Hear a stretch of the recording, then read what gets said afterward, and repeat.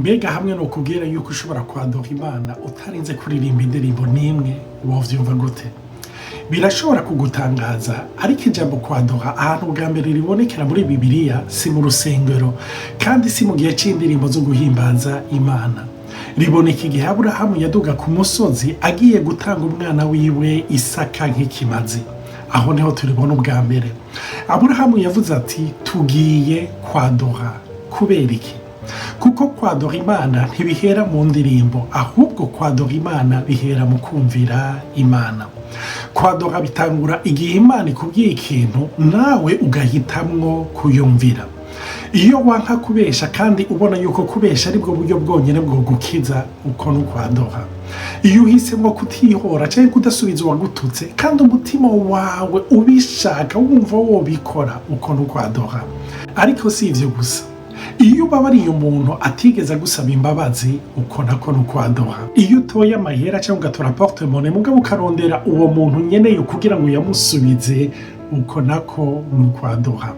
Iyo uhisemwo kutaraba amashusho canke ibiteye isoni kandi atanumwe akubona, uko nako n'ukwadura. Iyo wanka kwiba canke gukora ubusuma canke gutrisha kugira ngo ushobore kuronka promotion canke uronka amanota meza canke ngo uboneke canke ngo ushimwe, uko nako n'ukwadura.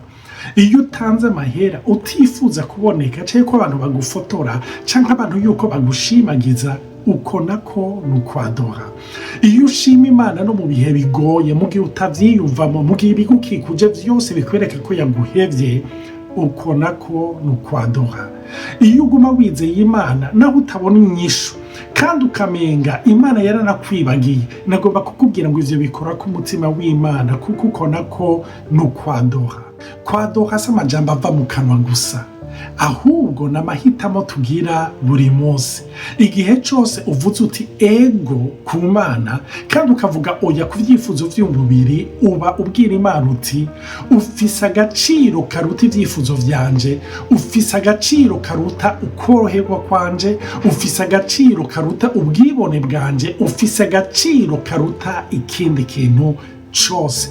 Iyo niyo adoration Imana irondera. Uyu munsi rero ni wibaza uti ni hehe Imana igomba kumpa akaryo kugira ngo ndayadore? Apana biciye mu ndirimbo gusa, ariko biciye mu kuyumvira, kuko ubuzima bwo kumvira Imana nibwo buryo bwiza kuruta ubundi bwose bwo kwadora Imana yo mwijuru.